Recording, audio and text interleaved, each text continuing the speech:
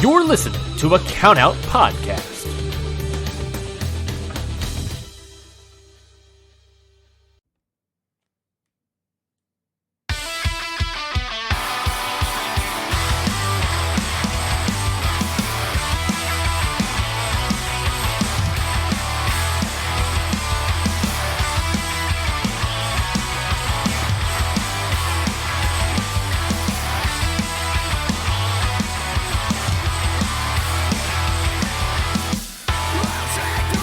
What it is, what's up, and welcome everyone to Faces and Feels. I am your host, Rafe Houston, and today I am joined by a very special guest.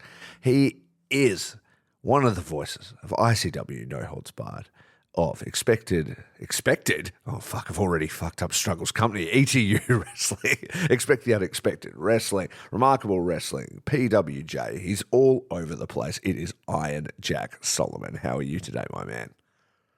I'm great, man. How are you? I'm good. I can't believe I fucked up the man's wrestling company so early in, just after his intro. It's one of the main heel faction. Yeah. Don't worry. Well, then that's totally fine then. I won't be in trouble about that at all.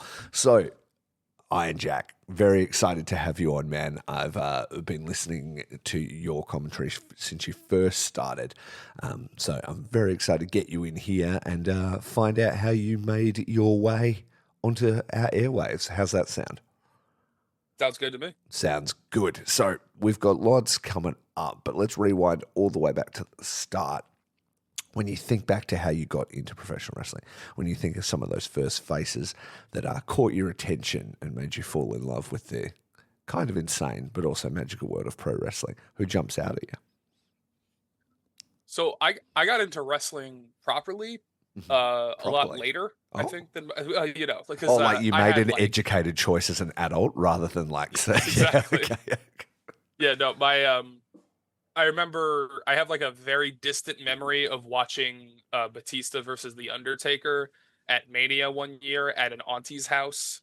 That's like when I was, however old that is, was that 2007? So I'm 8. Sure. You know. Mm-hmm. And that was like initially like, oh, this is cool. But then it just like didn't register to me. Like I kind of had the same opinion of the like, oh, that's the fake shit. So what you're saying is that Batista didn't deliver a good enough match to get you into wrestling right then and there. No, because I love Batista now. Yeah. Okay. So I think I've gotten dumber maybe. Yeah. Well, maybe when I was 8. Regressed. Yeah, exactly. Yeah. We aim to move forward, and all I've done is taken 4 steps back. Like the Benjamin Button of wrestling. This guy. Exactly. But initially, probably like 2013 is when I got into it enough to, make an Instagram account and try to find people that are also into it because nobody around me was into it. So I looked for an online community. Yeah. And initially it was just like WWE stuff. And then I would find clips of stuff on YouTube, like Thunder Files and stuff like that. Just like move compilations, get you into it.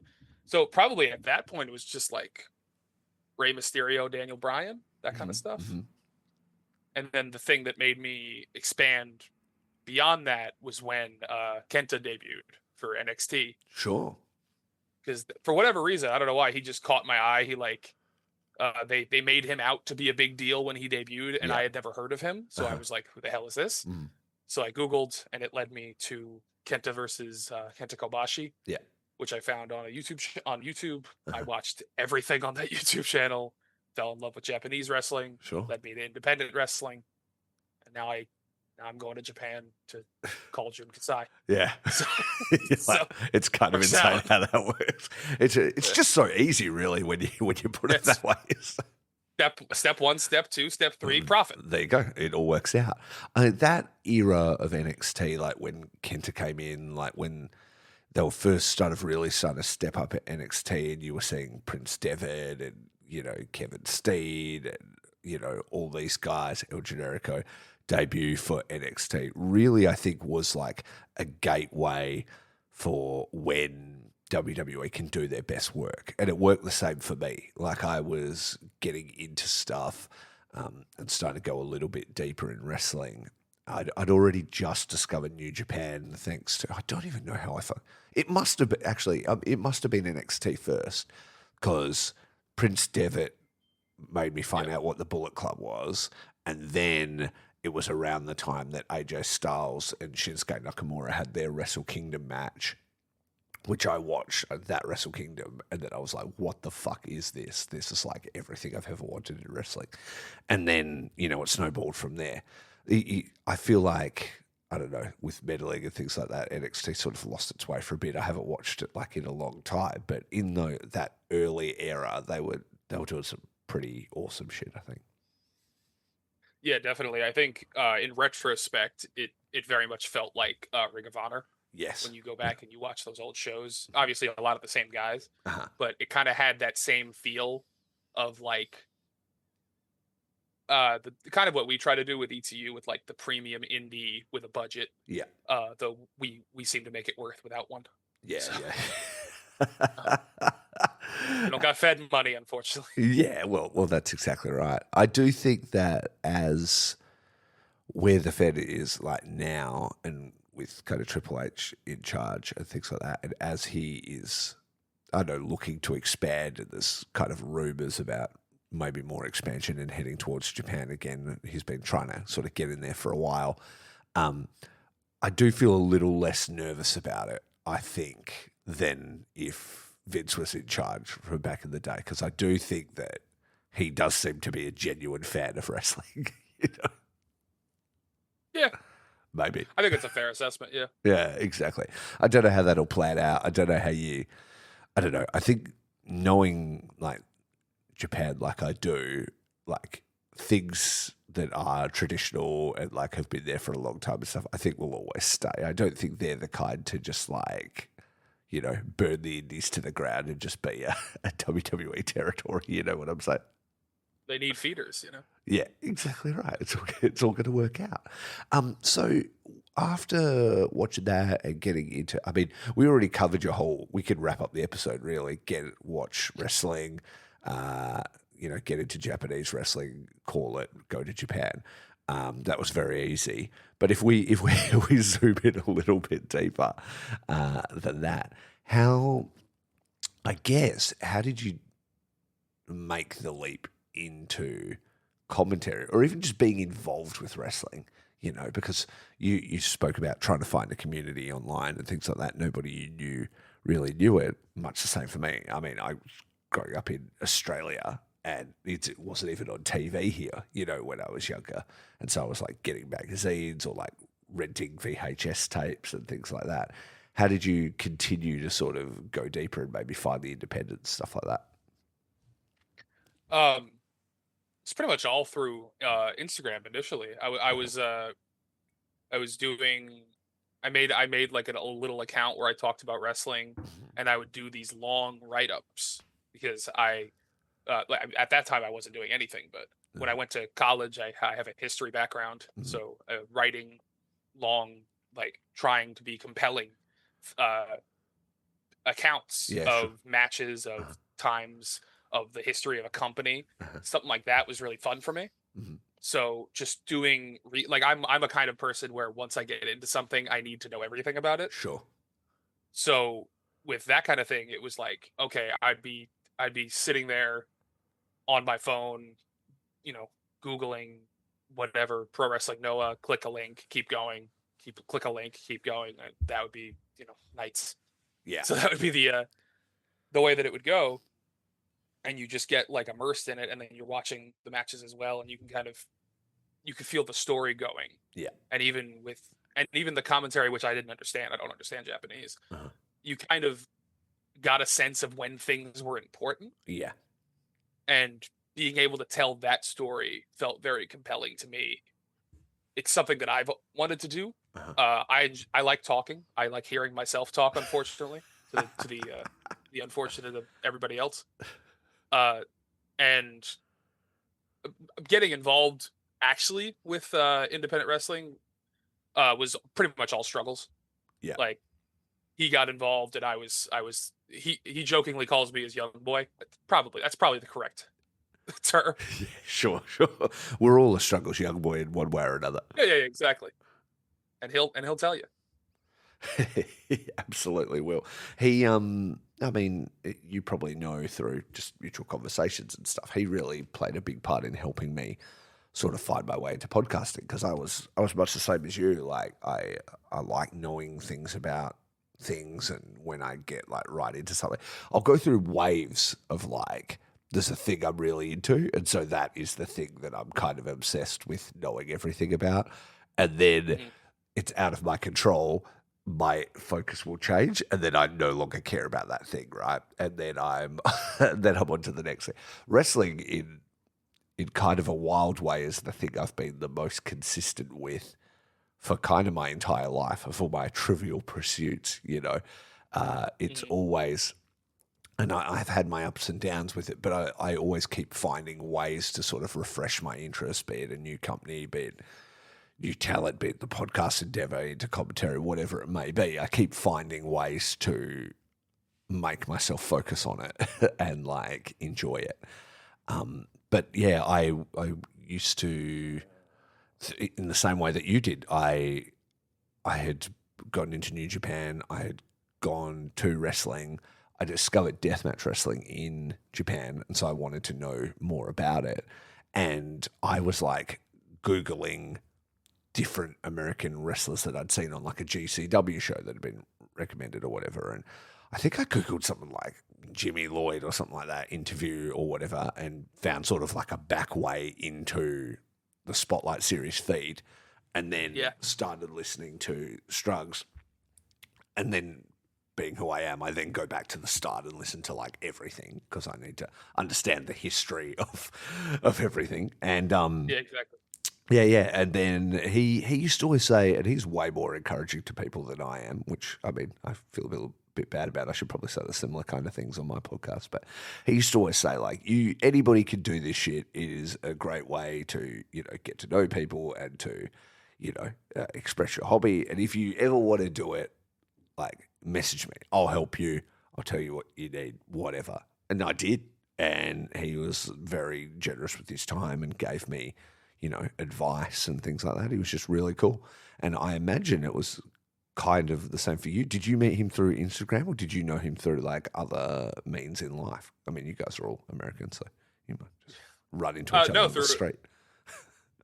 Yeah, through Instagram, because he had started the podcast and he was selling like DVDs and stuff. Yes, like all his Ring of Honor collection and stuff like that. Yeah, exactly. So he would do lives sometimes where he would talk about that kind of stuff, and I was there just a lot whenever he would pop up. And then he mentioned going to a show that was local to me. So I was like, "Oh, are you close?" And he was like, "Yeah, I'm over here," and he was 20 minutes from me. Oh, wow. So we were like, "Oh, okay. Do you want to go together?" Yeah. It was like one of those like things. A date? He was like, "Sure." Yeah. And we went. And we ended up going. Yeah. And then when he got there, he was like, "Oh, he was like, "Oh, you're like 16." And I was like, "Yes." He's like, "Oh, I'm a predator." But it's one of those things, right? Like you'd been around, I guess, each other's accounts and interacting on the internet for so long, you don't even like think about that kind of stuff. You know what I mean? It's like, I know who this person is. Like, you know. Yeah. Basically, it was one of those things where he was like, "Oh, you're 16," and I was like, "Oh, you're like 35." Like, basically. So we were like, I had been on the internet probably way too early to begin with. Sure. So this was normal for me. I was like, yeah, I have older friends that I only see online. Yeah. And it was like, I have no one to go to a wrestling show with, and it feels weird to go to one by myself. Yeah. So this is nice. Yeah, absolutely. And I mean, you've run into like a person that is a good person and is, you know, reliable and those things. Yeah, it worked. It really could have gone poorly. It could have gone very poorly for you. I mean, especially with some of the kinds of people that traverse the wrestling scape. I'm very glad that of the Russian roulette of online older men to meet up with at a wrestling show, you got him. Yeah, and we had like we ended up making a group chat with like a ton of us. Yeah, that is still together. It's like a 10-year. At this point, it's like almost 10 years. Wow. This group chat. Yeah, and now, you know, some of them have gotten married and had kids, and now we're like unofficial uncles. So Yeah. And you just like is the it best case just scenario wrestling for content an or online just friend group. yeah, it is. Hopefully, Struggles isn't just playing the long game. I don't think he can do that to me anymore. I'm 26. Yeah, well, So then it works out then. And so I guess was he at that point? He would have already been starting to do commentary by then. Hey, no. Oh, so you were around when he first started getting those opportunities then. I was there when he was a guy selling DVDs. Yeah, sure. So he was a guy selling DVDs. Then he starts the podcast where he was interviewing us. That's basically. I never got an episode, but he was interviewing. Hello, doggy. Sorry, saw the dog. It's Mochi. She's on my lap. Yeah. So then he was a podcast host. He's interviewing us, like other wrestling fans. And then he gets. I think the first wrestler was John Silver. Yeah, right. And after that, it became like, oh, now he's making some connections. They find out that he works in graphic design, and he ends up doing some stuff with different independent promotions, GCW and stuff like that. And then from there, we meet Danny through GCW. Yes. And he takes over ICW New York. And at that point, I think the first thing he did was, I want to say the first thing he did was Blind Pig, which was the little independent show that John Carlo, who does like graphics and video work for a couple big companies. Yeah, sure. But he was awesome. John Carlo was a great dude. And he offered him a spot. He did a really weird independent show in New Jersey with MLJ, and that was his first experience. And then after that, he got the bug, started doing ICW New York, and got some consistent work. And at that point, obviously I wasn't thinking I'm going to be there, but at that point I was like, oh, it's possible. Yeah. It kind of opens the door a little bit, like, oh, I love to hear myself talk. I love talking about wrestling. I know heaps of wrestling history and things like that. He's done it. So it is possible to find a way into it. I had a similar journey with, like, when I first started seeing local bands for the first time. Like, I had never, when I grew up in kind of like a smaller city and things like that, like our schools didn't even have music programs or anything. But when I moved to the bigger city that you see behind me right now, Perth, West Australia, I moved in with a mate and he had like instruments there, and I started dabbling with the bass guitar. And I was like, oh, yeah, this is a bit of fun. And then we went and saw like a independent show, and they're just dudes. They're just like Perth guys like me. And I'm like, oh, if I like practice enough and I got together with some friends, we could probably play this. We could probably come here and do this. And then, you just do the work. And then you do the next, and then you do that show. And then you go, oh, if we kind of got demos to the right people and kept doing it, we could maybe support a band, or we could maybe release an album, or we could go on tour. And then next thing you know, you've been doing it for 10 years and you like release multiple albums and shit. And you're like, what the fuck happened? Yeah, there's that like barrier of entry that's not real, to be honest. Like you can get there. It's just, it seems impossible at first. You need the pathway. Past it, it's just difficult. Yes, exactly. And that's what Struggles was for me as well. Like podcasting, commentary. I probably would have never even tried commentary if I hadn't seen him do it. Yeah. And he had kind of talked about sort of just being like, oh, yeah, I can do it, and then kind of like figuring it out. It was kind of much the same for me even here, like when I was helping Dude Where's My Ring get started. And I was like, oh, who do you have for commentary? And they're like, nobody. I was like, do you want me to just sort it out? And they're like, yeah. And I'm like, great, now I have to figure out how to do this. I've just booked myself into this thing, and I now need to do it. And yeah, that's what it is. And so I'm so stoked for you, man, that you managed to find your way into it at like such a young age. Like, Struggles and I are older men. I'm actually older than Struggles, despite him being like, somewhat of a mentor to me. I'm older than him, and we're on Both have more hair than me. Yeah, well, I do have a luscious head of hair. I will say that. But he yeah, he kind of cracked that door open, and you at your age, you still got so many years, and so many opportunities ahead of you. I think it's really great, and the fact that you're going to be doing something like Japan and stuff coming up in like 1 week, which is Yeah. fucking nuts, is absolutely wild.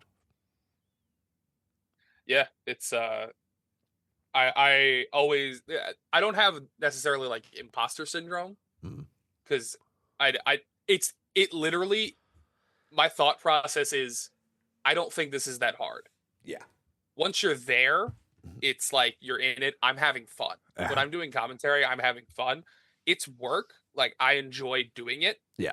And it's something that I have to focus on and do it correctly. But this is something where once I got through and felt like I could truly just call the show, put over the talent, Mhm. tell the stories that we were trying to tell, get to my spots and throw it to the other person. Uh-huh. Once that flow was established, it was like, oh, I want to do this Yeah. for like as long as I possibly can. Yeah, sure.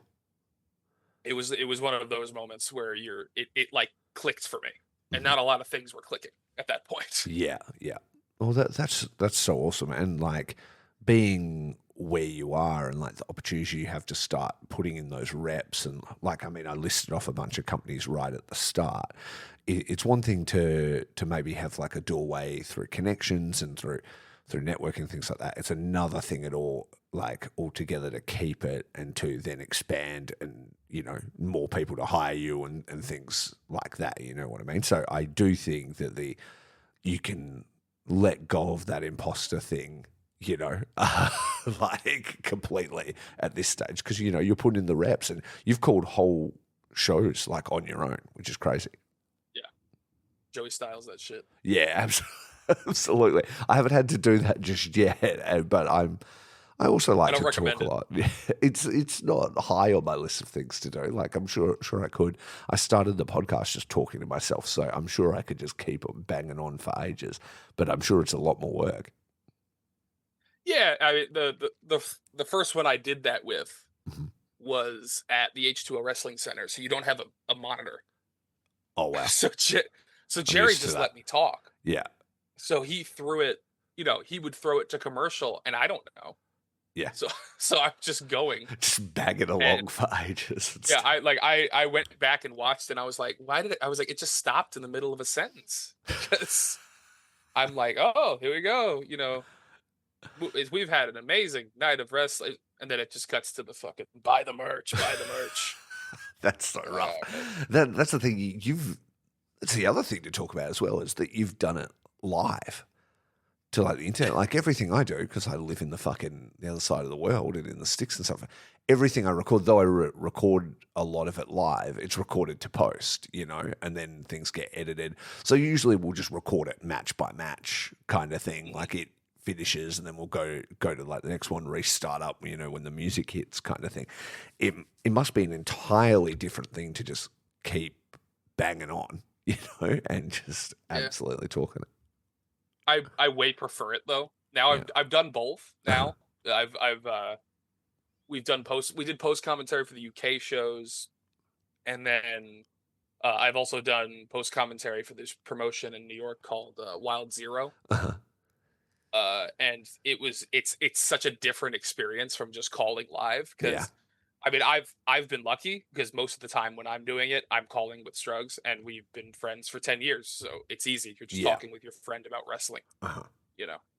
But for that, it was like for Wild Zero, I just watched the show and then talked about it like as if I was there. Yeah. And for the UK shows, we were sitting on his couch with mics watching the shows back. Yeah. And initially, it was supposed to be match by match, and we were both like, "I don't like match by match because then I have to reset." Yeah. And you're like, ugh. But if I'm just calling, Struggs gets to go keeping it rolling, Yeah. and then you just go. It's a lot. It's a lot more. You get more in the flow, like you get looser. Absolutely. Like first match I always feel like is a stinker. Yeah. And then you get more loose. You're warming up. So Yeah, and I think that kind of vibe, and it's a way I sort of would then go on to approach my commentary, is that like ICW all night long, you know, you and Shrugs, like two guys watching a show and you're watching it with your buddies kind of thing. And that is the vibe I also like to do. And when you're doing that live and sort of the crowd can sort of hear your fatigue and hear your excitement and things like that, that all plays into it. Yeah, we I don't know if we've ever spoken about it completely, but my thought process behind the way that we do commentary for NHB is like a friend showing you a movie. Yes. And watching it with you. Yes. And being like, oh, this is a good part. Yeah. Like, you need to know this. That's that kind of thing. That's a great way to describe it. Absolutely. And then yeah. Sorry, you go. No, yeah, it was just it's one of those things where I can do super for ETU. I think it's a completely different vibe. Uh-huh. I'm trying to be more professional. We're having fun, obviously, but it's our company. We're trying to put together the stories. For NHB, it's a lot more laid back, but we're still in it. Yeah, like we're not taking the night off or anything. Yeah. But it's I think going too stringent, it worsens things. Like when I did that first show by myself, and I was by myself, I was literally like, I have no one to banter with. I'm just gonna call the show. Yeah. So it's like I can make myself laugh occasionally, but it's really just okay. Here's everything you need to know about Otis Koger. Yeah. And then when that's over, I'm like, well, now I just have to call the match. Yeah. So yeah, sure. It becomes a lot less fun. Yeah, and so now if you've had to do solo stuff, is that how you approach it? Like a one-sided conversation a little bit? Like you said, like a friend showing a friend a movie. Like, now what you got to know about this? It's blah, blah, blah. And I'm talking like, just like, hey man, but the man is your audience, you know? Yeah, I think it's, I think what's served me very well is being able to feed off of other people. Cause I've now called with like a bunch of different people. So when I'm by myself, I'm feeding off of myself, and that's where you get the most self-conscious, which I think is why I just go to buy the book. Yeah. So I think if I got the opportunity to do a solo show by myself again, I would try to implement that, like you were saying with the just like, hey man, worst case scenario, someone's gonna mute this anyway. Just go. Yeah, exactly right. Just let him cook and see how it goes from there. Yeah, no, totally. All right, well, as we look at that, the natural progression of the interview has led us to ICW No Holds Barred and upcoming trip to Japan.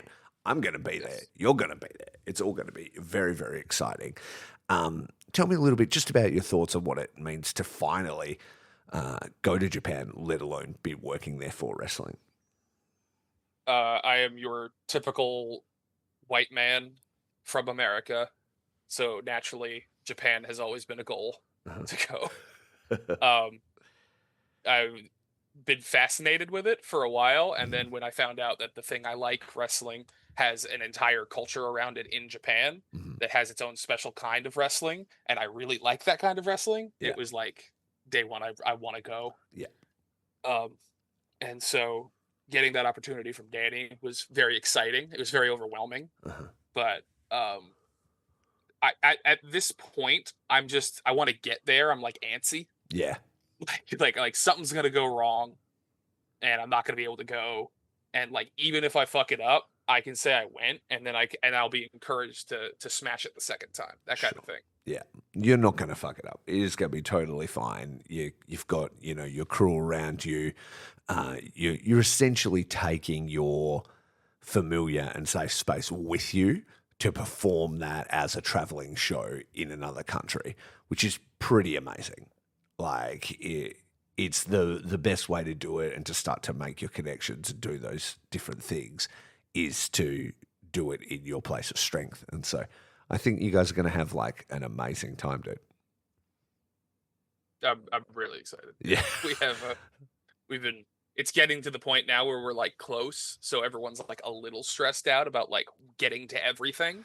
Yeah. But in my head, every show that we've done that's somewhere else, Boston, Detroit, Chattanooga, whatever. Yeah. My idea of a good time is walking around. Oh, well. So Get ready. I'm gonna be fine. Yeah. You know? And everything in Japan, especially in Tokyo, is very like easy to get to, you know. Plus you can just like hit the street and walk and you'll just be like, I'm in a city street. Oh wait, there's a temple. Oh, where did that secret park come from? Like what, like it's just an amazing place. Like my wife and I think this is going to be like our 11th or 12th trip to Japan, something like that, this particular one. And there's a reason why we keep going back. And it like ain't for anime. You know what I mean? Like we just enjoy getting around the country. It's a beautiful place, very, you know, polite and kind people. It just restores my faith in humanity whenever I go there. And we just like to book all our own trips and get on the trains and just like live the Japanese lifestyle. And it's a very affordable and nice lifestyle if you're not like trying to always, you know, hit the hits, do the Disneys, do the things like that are really expensive. If you're just like living like a standard Japanese person and eating where they eat and doing those things, it's a very fun and nice place to be. And I think you're going to have a blast, dude. I say to everybody when we're talking this, I'm like, make sure you got data in your phone, get like an international travel sim or, you know, one of those apps that changes your thing so you can do that. Then just put it in your Google Maps and be like, I want to go here. Then you catch the red train to the blue train to the what, you know what I mean? It's totally fine. The public transport's literally the best. It's always on time and you're going to have an amazing time. And plus, if you get lost, just message your boy and then I will help you because I will also be there. Yeah, there you go. Works out. I am excited that we're going with so many people. Yeah. Initially, I booked like 2 weeks. So the first week is we're with everyone. And then the second week, I'm basically just like, okay, I'm going to do the things that I don't need to see. I don't need other people with me to do. Not in like a weird way, in like a having those moments where I it's not as rushed because we're trying to get as many things as possible into that week. Absolutely. Like that. Well, you'll be doing that work thing, right? Because you are there to be, and you'll need to be at the venue, and you'll need to do that stuff. So it doesn't leave you a lot of time to be getting around and seeing those extra things. What dates are you there from? I'm there from the 16th until the 28th. Okay, yeah, nice. Oh, I'm also there. We fly in on the 14th, so I think it'll end up being like the 15th through the 28th as well. Yeah, like we're landing like midday on the 16th, so it's like this is the day where I'm gonna be a zombie for a while. We're gonna go to the 7-Eleven, obviously. and then the trip will start on the 17th, basically. No, that's awesome. Well, I know most of the ICW crew aren't around in that second week. We're out to the mountains and stuff, but we do finish in Yokohama on like the 27th, 28th or whatever. So if you're about and a lonely boy or whatever and you want to hang, we can catch up. If by that point you've had your fill of like trying to see everything. Yeah, well the plan is Osaka, Kyoto for that second week and then great. Coming back and finishing the last 2 days in Tokyo because I feel like I'm like there are things that Struggs' wife Carrie and the sister, we were talking in the group chat, and they had a moment where I did immediately feel bad because they were like, we're there for a week and 3 of the days are show days. Yeah. So we're trying to get everything in. And then I was like, oh yeah. So that first week I'm like, we're going to make sure you guys see what you need to see. Yeah. And the second week, that's You're going out. That's for me. Tokyo is like the most amazing city. You could spend a month there and not see everything. You know what I mean? There's so much. It's almost impossible to see everything. I can tell you this because my wife's like Google Maps is just nothing but star icons. Like if you look at like Japan zoomed out, it's just a yellow blob, and as she goes in, it's just like hundreds. He's showing me a notes app of just a list forever, and so. You know, hit those sites. There's such nice places. We maybe it was last year, maybe it was the year before. We did one where we spent a week. Started the trip for a week just in Kyoto, just getting around it. There's so much to see, and a lot of it, especially like up there, that kind of temple region stuff. The only way to get there is by bus, and so even though the things aren't that far apart, it just takes longer because you've got to catch this bus all the way up to this, and then you go in and see, and then you go get the next one, and then go. Whereas if you had a car, you could just go bang, bang, bang, bang, and knock them all out. Yeah, this initial trip, like the literally the way I'm thinking about it is this is the first trip, and I'm getting another one eventually. Yeah. But in case it doesn't happen for whatever reason, I at least got there. You got to do it right, and you just got to sleep when you get back to America. Like you just got to get in as much as you can. Yeah, I was like, I got Tokyo, I got Kyoto, I got Osaka. That's what I wanted. And we're doing Kobe as a special because the Dragon Gate people, apparently we made a good enough impression. They invited us. That's still fucking mind blowing to me. That's so cool. That's really cool. Kobe is like a cool little city. We went there for the first time just recently. It's like a big jazz town. There's lots of saxophones everywhere and stuff. Yeah, beef and jazz. They love it. Something else to do. Yeah, exactly. So you're gonna have an amazing time, dude. There's no wrong answers. There's no, don't like you said, it's like don't feel bad, like, I didn't get to it. There'll be things that you have planned and that'll be on that sheet. You'll go there, it just won't be open that day. And there'll be no reason. Like the internet will say it should be. It's Japan. They didn't feel like it. It's not on. And you just got to go, this is Japan, on to the next thing because there's plenty of other things. You know what I mean? Don't let it get you down. You're going to see something else. The gigantic list we have, there's a million options. Just exactly. You just keep working through it. Don't let it bring you down and you're going to have an amazing time, yeah? Definitely. That's so exciting. Man, tell everybody where to find you on social media if they want to interact with you and see pictures of your trip and everything like that. Yeah, Iron Jack Solomon on Instagram, Jack Solomon ETU on X, Twitter, whatever the hell. Mm-hmm. And ICW and No Holds Barred. It's going to be an amazing show. Very excited. I think we just announced the full card for the first Tokyo show. Yeah. And other than that, I don't really know what's happening anymore because unfortunately Daisuke Sekimoto got injured, so there might be a couple other substitutions. Yeah, that was really sad to hear. I hope he's going to be okay. We even talked about him on like some of the last interviews. He's somebody that I really enjoy watching wrestle, so that is a shame. He was going to be like a bookend moment for me too, because the first thing I ever did in wrestling was ring the bell for ICW Concrete Jungle, which was Eddie Kingston versus Daisuke Sekimoto. Oh, wow. Yeah, sure. And so I was like, oh, that could be cool, but obviously it didn't work out that way. Thankfully, it seems like the injury is it's as low key as a spine injury can be. Yeah, sure. Exactly. But hopefully he comes back because that man's a living legend, and just the idea that I was on a card with him. Yeah, been amazing. Exactly.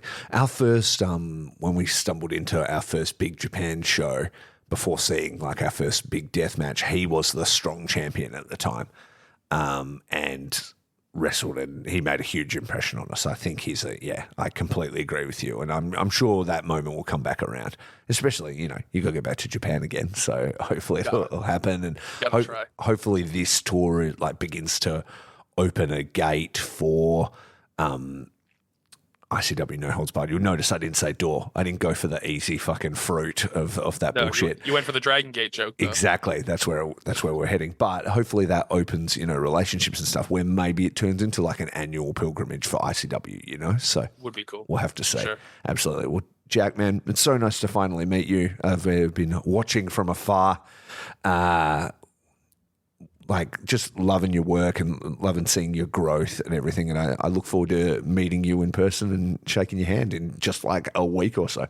Yeah. Yeah. Likewise. I appreciate it. It really does mean the world that a world, for whatever reason, I don't really know why people in wrestling seem to like me. And I was told the first thing that got me into the door was I was told Danny DeMonto likes you and I don't know why. So it's worked out ever since, because even when everyone's stressed and doing everything, they're still nice to me for some reason. And I don't know what vibe I give off that makes everyone nice to me, but I am eternally grateful. And being able to do this is absolutely a dream come true. And for you to tell me that, for you, somebody who knows wrestling as well as you do, to say that I'm doing a good job, means the world. Thank you, man. No, you're welcome, dude. I can't wait to see you doing your thing in Japan. It's going to be amazing. So everybody, make sure you tune into everything ICW No Holds Barred. Make sure you check out all Jack's socials. Give the kid a follow. He's got big things, and I think when Struggles and I have both hung up our old man hats and a long since done, I think you can see a very bright future for Jack Solomon, and he'll be carrying the flag long after we're dead and buried, I guess. So, I can't wait to see what's coming for you, man. So thank you for your time, yeah? Appreciate it. Thank you. All right. And everybody out there, do all those things I said. And remember, it's all about peace, love, and pro wrestling. Peace.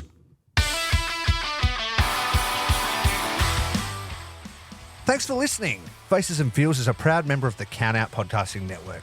It is created and hosted by me, Rafe Houston. Edited by myself and the amazing Ryan Neitze, and the show is available on all good podcast platforms, so please go rate and subscribe. You can follow the show everywhere on social media, Instagram, Twitter, Facebook, etc. at Faces Feels Cast, and you can check out the Count Out Network and all our sister shows over there at Count Out Pod. If you'd like to book me for commentary, have an interview request, a topic suggestion, or you just want to say hi, you can email us at facesandfeels@gmail.com. With all that said, thanks for listening, and please support our friends and sponsors. Peace.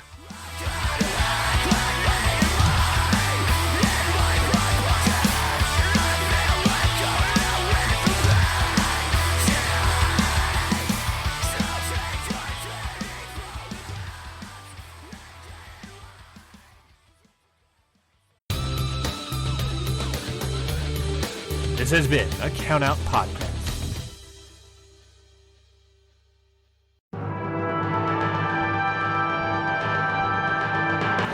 Hello, my name is Jessica and I'm the host of Jumping Knee Pod, a modern day All Japan podcast.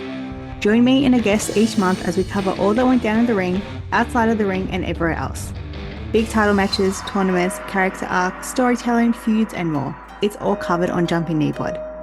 Look out for a bonus episode every once in a while covering a variety of All Japan topics. So make sure you tune into Jumping Knee Pod. It's a new All Japan podcast for a new All Japan era.